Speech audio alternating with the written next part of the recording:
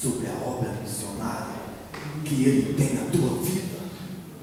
Nesta noite, mais uma vez, Deus irá te conscientizar ao verdadeiro Evangelho, palavra que liberta. Amém? Amém.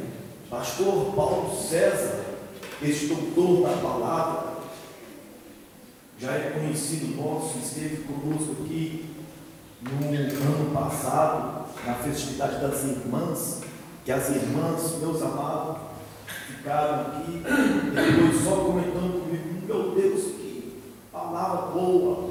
E com certeza, pastor Paulo César, nessa noite, hoje e amanhã, Deus irá também usá-lo novamente para estar ministrando para este povo. Amém? Eu passo esse microfone com total confiança naquilo que Deus irá falar com o Senhor e com o Senhor irá transmitir para esta noite. Amém? O pastor Paulo César, para quem não conhece, fique de pé, é o homem, a pessoa responsável que vai estar trazendo a palavra nesta noite, e que você possa receber o servo do Senhor dizendo bem alto e bem forte: glória a Deus. Vamos lá? 1, 2, 3 e glória a Deus. Glória a Deus. Mais forte. Glória a Deus.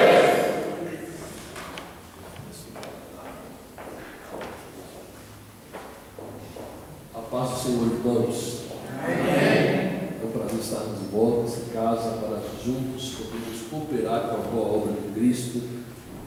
Quero agradecer ao pastor Samuel pelo carinho, ao presbítero Abenes pelo convite que nos foi feito, ao grupo de missões que está sob sua responsabilidade, toda a igreja. Deus tem uma palavra para nós, amém, irmãos? Amém. Vocês estão muito quietinhos hoje aí, né? O frio deve ser, né? Amém? Mas abra sua Bíblia comigo no livro de Atos dos Apóstolos. Atos. Vamos ler 2 versículos no capítulo de número 16. Atos dos Apóstolos, capítulo de número 16. Eu trago-vos um abraço da nossa igreja ali em Vila Nova de Gaia, Porto, e também da família, esposa e filhos que enviam a paz para os irmãos. Amém? As irmãs recebem? Amém. Graças a Deus. Deus abençoe a todos pelo carinho de nos receber mais uma vez nesta casa, onde temos a alegria e a liberdade de falar de Deus, porque sentimos-nos em casa aqui nesse lugar. Aleluia. Vamos ler o verso de número 9 e 10. Atos 16, versos 9 e 10. Quem achou, diga amém. Amém. E Paulo teve de noite uma visão em que se apresentava um varão da Macedônia e lhe rogava, dizendo: passa a Macedônia e ajuda-nos. E logo depois desta visão, procuramos partir para a Macedônia, concluindo que o Senhor nos chamava para lhes anunciarmos o Evangelho. Amém. Só Deus. Glória a Deus. Amados, como os irmãos conhecem o nosso trabalho, no final do culto, lá fora, vai estar ali o nosso material, que serve para abençoar a sua vida e cooperar também com missões. Toda a venda desses livros, desse material, ele é revertido para a obra missionária ali no Porto, onde pastoreamos ali desde 2006, aquela igreja, e esse material é revertido para a obra de Deus ali, além de abençoar muito a sua vida. Amém? Então temos alguns livros como esse, 52 sermões expositivos em vários livros da Bíblia, você que ama pregar a palavra de Deus. Temos A Beleza do Deserto, um livro muito abençoador, muito comentado, onde nos levam as devotas, sobre Noemi, livro de Ruth, Flechas o hálito de Deus sobre Mefibosete. Temos marca da frustração à realização da história de vida. E temos alguns DVDs como esse, O que fazer quando o desânimo bate a nossa porta. Eu sei que aqui ninguém nunca ficou desanimado, por isso eu sei que você não vai nem importar com essa DVD. Só lá em vai quem desanima. Aqui ninguém desanima nunca, né, irmão? O desânimo bate a nossa porta muitas vezes, né? Ele pode até bater, só não pode ficar lá, em nome de Jesus. Ele entra, mas depois ele sai, tá bom? Temos também A Glória de um Homem Chamado Jesus, Em Busca de uma Geração, uma mensagem muito linda, pregada ali em Londres. E Tempo de Conhecer ao Senhor, vai estar lá atrás, tá bom? Deixa Deus te usar, leve para sua casa, abençoe a sua vida e abençoe também o nosso trabalho em nome de Jesus. Vamos à palavra do Senhor. Você pode dar só um pouquinho mais de retorno para mim aqui, se puder, eu te agradeço. Quem me ouve diz amém. Amém. Lemos um trecho em Atos 16 que fala sobre a segunda viagem missionária de Paulo. Missões, ou congresso de missões, como falou bem o pastor Samuel, é tempo de nós refletirmos e reflexão.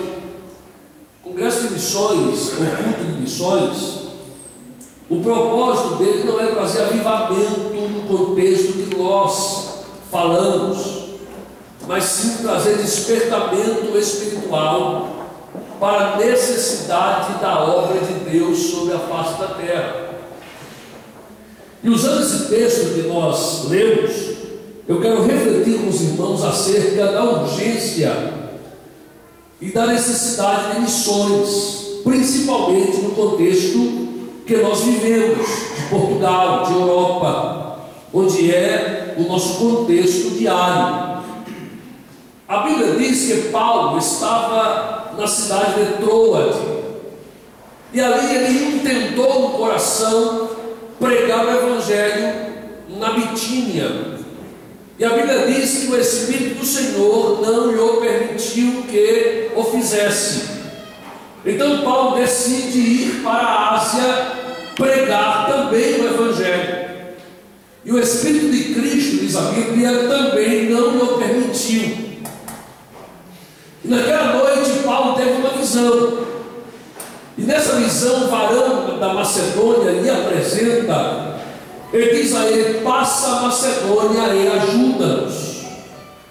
E o texto é claro dizer que, entendendo Paulo que o Senhor o chamava para anunciar o Evangelho na Macedônia, partiu para lá. Paulo então faz as bagagens e embarca para a Macedônia com Silas e a equipe missionária.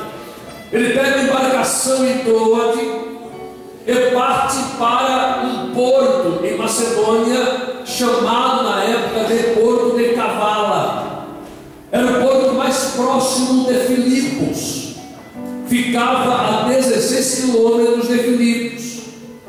E Paulo desembarca no porto após haver pernoitado em uma ilha rochosa chamada Samotrácia, que servia de lugar de descanso, repouso de embarcações no meio da viagem. E ele desembarca após 2 dias de viagem em Cavala, percorre os quilômetros até Filipos, não sabemos se a pé ou se a montaria.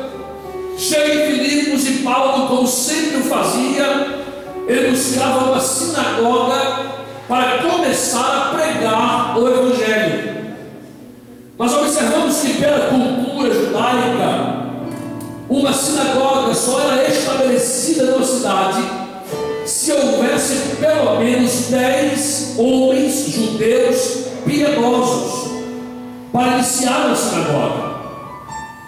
Paulo não encontra um em Filipos, e aí começa a percorrer a cidade e descobre que havia um grupo de mulheres piedosas que se reuniam todos os sábados às margens de um rio chamado Gangites, e ali elas ofereciam libações e orações a Deus.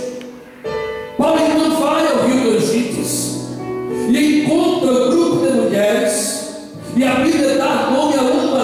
pelo menos, chamada Lídia, e Paulo começa a anunciar-lhes o Evangelho. A Bíblia diz que enquanto Lídia ouvia a pregação de Paulo, Deus abriu o coração e ela creu naquilo que Paulo pregava. Após crer naquilo que Paulo estava pregando, a Bíblia diz que ela convida Paulo e a sua equipa missionária para pousar, para se instalar em sua casa. E ali na casa de Lídia, que é uma mulher bem-sucedida, vendedora de púrpura, ela não era de Filipos, ela era de Tiatira, do outro lado do mar Egeu. E essa mulher leva-os para a sua casa, e na sua casa a Bíblia diz que Paulo consegue levar toda a sua família aos pés de Cristo, e toda a sua casa é batizada nas águas em nome de Jesus. A obra missionária em Filipos ou na Macedônia estava começando de vento em polpa. E a Bíblia diz que todos os sábados Paulo voltava no Gangites. E algumas vezes uma mulher que tinha um espírito de adivinhação ia após eles, a Paulo e a Silas, e ia proclamando em alta voz, dizendo: esses homens são servos do Deus Altíssimo. E diz a Bíblia que um dia Paulo se cansou daquela situação, e Paulo parou, apontou para ela e disse: em nome de Jesus, saia dela agora. E aquele espírito imundo deixou aquela jovem, que algumas traduções a chamam de pitonisa. Por que pitonisa? Havia uma crença em Filipos que um monte próximo a Filipos, chamado Monte Parnaso, ali havia um templo no seu cume dedicado a Apolo, Deus grego. E nesse templo de Apolo, no Monte Parnaso, eles acreditavam que havia um oráculo chamado Oráculo de Delfos, aonde as pessoas consultavam as divindades pagãs. E eles diziam que, guardando o templo e guardando os oráculos de Delfos, havia uma serpente chamada Piton. E essa serpente encantada, ela guardava o templo e os oráculos, e toda a mulher que adivinhasse na região de Filipos, eles acreditavam que o espírito de Piton, da serpente, incorporava na mulher, e ela então pronunciava as palavras da sua divindade, no caso de Apolo. A pitonisa quer dizer sacerdotisa de Piton. E Paulo então a liberta pelo poder de Deus, ela fica livre desses demônios que a possuíam, e então as autoridades locais, após a denúncia dos senhores desta mulher, levam Paulo e Silas à prisão. Você conhece a história? Presos em Filipos. A Bíblia diz que por volta da meia-noite, após serem açoitados e presos ao tronco, Paulo e Silas cantavam, oravam e cantavam louvores a Deus. E no meio dos louvores, no meio das orações, Deus enviou um grande terremoto que abalou os alicerces da prisão. As cadeias de todos foram abertas, e a Bíblia diz que no meio daquela confusão de madrugada escuro, o carcereiro, que era responsável por guardar aqueles prisioneiros de segurança máxima, percebe que as celas foram abertas, temendo a morte, porque ele sabia que havia uma pena de morte para o carcereiro que deixasse fugir os prisioneiros sob sua guarda. Ele pega a sua própria espada para se suicidar, para tirar a sua própria vida. Quando Paulo, iluminando uma tocha no ambiente, Paulo olha para ele e diz: não faças isso, porque todos nós cá estamos, ninguém fugiu, está todo mundo aqui. E aquele carcereiro faz aquela pergunta tão conhecida, quando diz: o que farei então para ser salvo? E Paulo diz: crê no Senhor Jesus e será salvo tu e a tua casa. Aleluia! começa a grande obra de Deus em Filipos, a grande obra missionária na Macedônia. Mas escute bem, querido, obra missionária, ela tem princípios divinos para ser feita. A obra missionária, ela deve ser feita debaixo de uma visão de Deus. O primeiro princípio da obra missionária é que ela não foi criada, não foi chamada à existência para que denominações evangélicas plantem a bandeira denominacional em países, ou tribos, ou etnias, ou cidades. A obra missionária, ela não foi criada para que as denominações, ou para que os seus líderes abram a sua boca em glória própria e digam: temos igreja em tais e tais nações, em tais e tais países. A obra missionária, ela não foi criada para expansão ministerial ou denominacional. A obra missionária, ela nasce com uma visão de Deus. A obra missionária, ela nasce através de uma direção do Todo-Poderoso para uma igreja, para um ministério, para um líder, para alguém que ama almas, que ama a obra missionária. E nós vemos isso na Bíblia. A Bíblia diz que quando Deus chamou a Moisés, lá no Êxodo capítulo 3, a Bíblia diz que Deus se revela a Moisés em uma visão. Ele estava apacentando as ovelhas do seu sogro Jetro, sacerdote pagão e midiano, os midianitas. E a Bíblia diz que ali, quando o Senhor revela-se a Moisés, é numa sarça que se queimava, mas não se consumia. A visão de Moisés da sarça é uma visão comum. Ele viu dezenas delas queimando, entrando em autocombustão no deserto, porque isso acontecia de forma rotineira. Moisés está apacentando no sopé do monte. Era verão, estava quente, o clima seco, o clima quente, a sarça em autocombustão, assim mesmo queimava. Isso acontece em muitos lugares, até aqui em Portugal acontece no verão. Isso é normal no deserto. Moisés olha a sarça, como quem pensa assim: isso é normal, mais uma sarça, é mais uma se queimando, já vai virar só cinza. Mas ele volta a olhar novamente após alguns minutos e percebe: tem alguma coisa errada com essa visão. Eu já vi dezenas de sarça queimando e rapidamente viram cinza, mas esta se queima, mas não se consome. Ele chega perto e diz assim: chegarei mais perto para entender que visão é essa.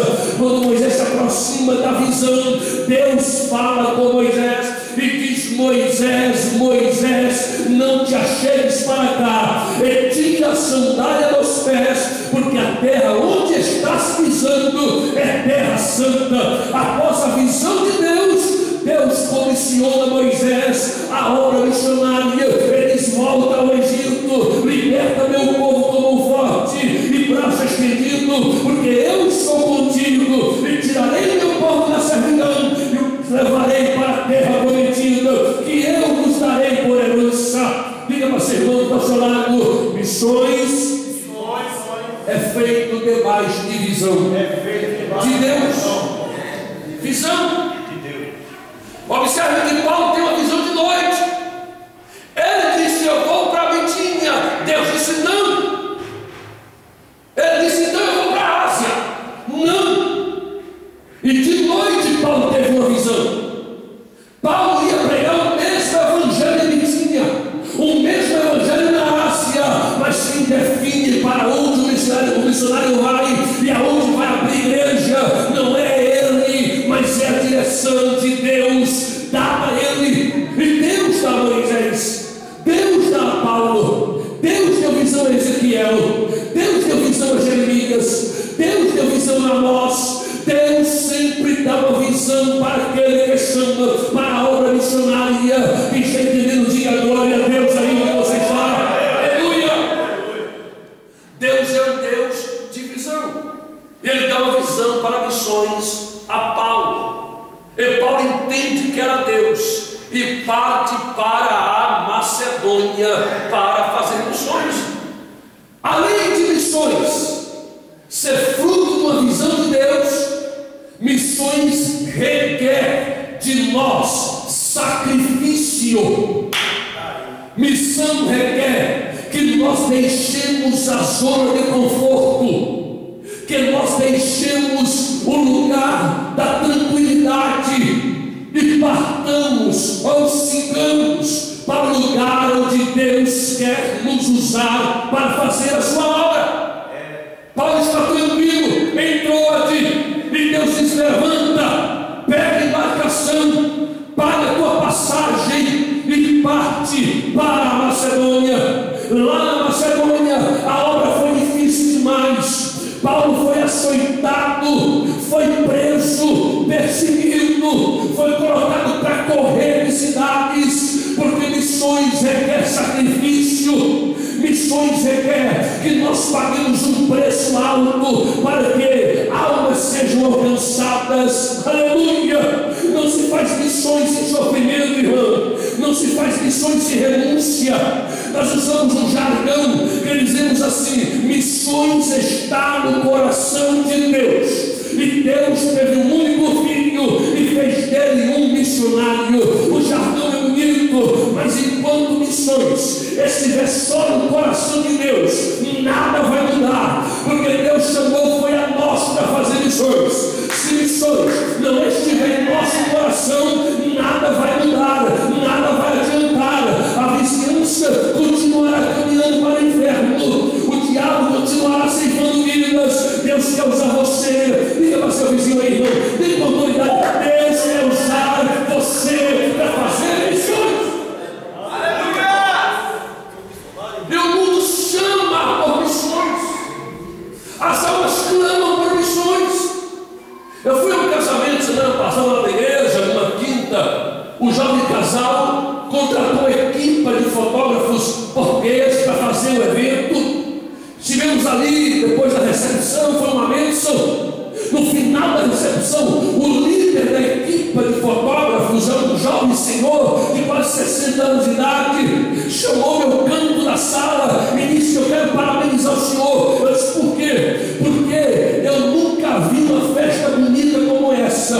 Não tem bebida na mesa, não tem cachaça na mesa, não tem vinho na mesa, só tem água e sumo. Vocês riem o tempo todo, brincam, se abraçam, estão alegres. Eu admiro isso de vocês, disse ele, porque eu venho da Católica Romana, sou de lá, e lá não vejo isso. Lá nossa vida é regada na cerveja, no vinho, na bebida, e quando acaba a missa na porta da igreja, uns estão apunhalando o outro pelas costas. Eu estou abismado com isso. Aí ele disse assim para mim: propague mais essa religião, divulgue mais isto. Portugal precisa desta religião que vocês estão vivendo. Um homem disse isso para mim. Isso quer dizer que Portugal está clamando por salvação e nós estamos acomodados em nossa vidinha diária, em nossos cultos medíocres de campanha financeira e de prosperidade. Irmão, desculpe com a sinceridade, eu sou pastor Samuel me conhece, eu estou em casa, irmão. Aí, meu, nós estamos perdendo tempo nas nossas mediocridades em busca de prosperidade, vitória, crescimento, e as almas morrendo dentro da nossa própria casa, ao nosso lado, no trabalho que você vive, na escola que você estuda, e nada estamos fazendo para mudar isso. Eu queria que o irmão colocasse esse vídeo que eu passei na pena. Não pega? Não está pegando aí? Hã? Não está pronto? Então, se tiver pronto, você libera para mim, tá bom? Dá um toque para mim, tá bom? Esse vídeo que ele vai passar aqui a pouco, filmado na Índia. Um pastor amigo meu esteve lá alguns meses atrás, fez algumas reportagens. Esse vídeo é muito forte, em que pessoas estão sendo mortas, crentes morrendo a pauladas, igrejas sendo invadidas pela própria polícia local da Índia, pessoas sofrendo, morrendo pelo Evangelho, e nós estamos apáticos da nossa vidinha pequena. Irmãos, Evangelho, missões se faz com preço a se pagar. É preciso renúncia, é preciso pagar um preço para que vidas sejam salvas. Missões se faz com visão, missões se faz com renúncia, missões é algo progressivo. Escute o que eu vou dizer agora. A Bíblia diz em Atos capítulo 2, versículo 41, que aqueles que creram na pregação de Pedro eram quase 3.000 almas. No capítulo 2, verso 47 de Atos, a Bíblia diz que todos os dias o Senhor ia acrescentando à igreja aqueles que iam sendo salvos. Em Atos 4, versículo 4, a Bíblia diz que aqueles que criam e que recebiam a palavra chegou a quase 5.000 pessoas. Olha que o evangelho é progressivo em missões. Em Atos 4, verso 32, diz que a multidão daqueles que criam e que abriam a sua alma crescia vertiginosamente. Evangelho é progressivo. Vamos voltar no tempo. A igreja primitiva, em cerca de 60 anos, alcançou todo o mundo conhecido. Vamos para a nossa realidade agora. Nos anos 60 diz a estatística que o evangelho crescia 23% ao ano no mundo. Hoje, com a internet, programa de televisão, rádio, com a globalização, o evangelho cresce 5% ao ano. Que coisa absurda! Nos anos 60 crescia 23%, com pessoas leigas, pessoas simples, que iam pregar o evangelho e só sabiam dizer que Jesus salva, batiza no Espírito Santo e leva para morar no céu. Pessoas simples que falavam nós vai, nós vem, nem Freud nem contribui. Pessoas que não tinham cultura, que não tinham enciclopédias bíblicas, que não tinham acesso à internet, nem internet havia. Eles cresciam 23%, e hoje, com todo o aparato tecnológico da igreja, só cresce 5% ao ano. Por quê? Porque o crescimento da igreja está voltado para dentro dela mesma e não para fora, onde a igreja espera. Aleluia! Precisamos crescer em missões. Precisamos crescer, irmãos. Portugal tem 10 milhões de habitantes. Menos de 2% professam a fé. E os números não saem disso, porque a igreja está de braços cruzados. Nós precisamos despertar para a obra missionária. Aleluia! Quem me ouve diz amém. Amém. Quando Orlando Boyer foi o autor de um grande best-seller chamado Os Heróis da Fé. Ele foi enviado para o Brasil, para a missão norte-americana das Assembleias de Deus, para o Paraná, Santa Catarina, um pouco de São Paulo, para a evangelização e para a tradução das literaturas para o português, para a evangelização do Brasil. Escute o que eu vou dizer. Orlando Boyer levou décadas pregando, evangelizando, plantando obras, traduzindo literaturas, fazendo a obra missionária. Quando ele estava velho, já idoso, com a sua esposa missionária, a obra americana mandou chamá-los de volta para os Estados Unidos. Sabe o que fizeram com eles? História: colocaram Orlando Boyer e a sua senhora missionária, sua esposa, em um asilo para idosos. Mas não é qualquer asilo. Lá tinha pista de boliche, ar-condicionado, coisa luxuosa, de primeiro mundo. Mas ele tinha alma missionária, ele tinha alma clamando por almas. Aleluia! E a história que quando Orlando Boyer estava lá, ele começou a enfraquecer. A sua senhora veio a falecer no asilo. Ele ligou para a missão americana e disse: olha, minha esposa faleceu.